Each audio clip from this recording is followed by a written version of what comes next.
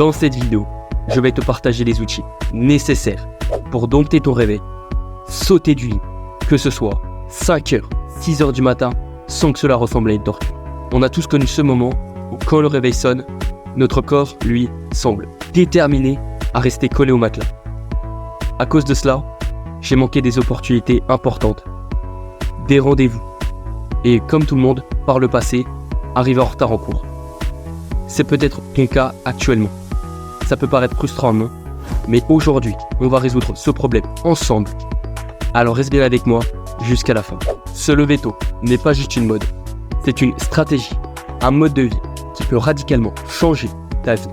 Oui, en effet, des études comme celles menées par la Rensselaer Polytechnic Institute montrent que les lève-tôt sont souvent plus proactifs et résolvent mieux les problèmes que leurs homologues nocturnes. La première chose à définir est de trouver son pourquoi. Pourquoi veux-tu te lever tôt? En effet, des études psychologiques montrent que définir un objectif clair augmente la motivation. Prenons ton cas, par exemple, tu veux te lever tôt pour améliorer ta santé, réussir académiquement, développer un business ou le faire progresser, ce qui est mon cas actuellement. Ça peut être aussi améliorer ton physique, démarrer une activité physique. Donc tu vois que tu as plusieurs facteurs que tu peux utiliser à ton avantage pour te lever tôt et créer une routine matinale efficace et productive. Mais retiens cette phrase. Un objectif clair te donnera la motivation nécessaire pour te lever. La deuxième règle, qui est une règle d'or. La veille, prépare ton matin. Selon le livre The Miracle Morning de Hal Elrod, une routine du soir bien planifiée peut transformer ton réveil. Alors, prépare tes affaires comme si ton matin en dépendait. Définis des objectifs clairs pour le lendemain. Cela crée une anticipation positive et réduit le stress du matin. Enfin, commence progressivement.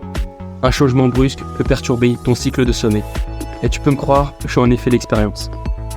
Par exemple, si tu étais habitué à te lever entre 8h et 8h30, un changement brusque de 5h est contre-productif et ne t'amènera à rien.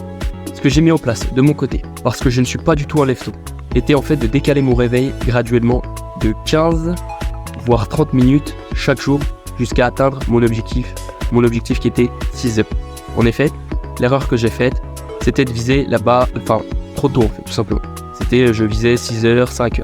Sauf qu'en fait, je n'étais même pas habitué à me lever entre 7h et 8h. Quand je me levais par exemple à 7h, 7h30, j'avais l'impression que je me suis levé à 4h.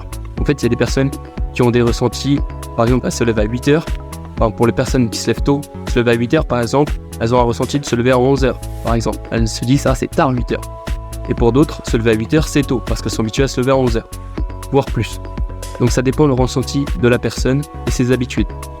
Donc si tu veux viser la barre haute, donc 6h, 5h, commence à t'habituer dans les marges en dessous, c'est-à-dire 7h, 7h30, 8h, et commence graduellement, car à la fin, ton corps te remerciera et tu seras nettement plus productif. Voilà, je t'ai exposé quelques règles simples à appliquer dès maintenant pour transformer ton réveil en une expérience positive et non une torture.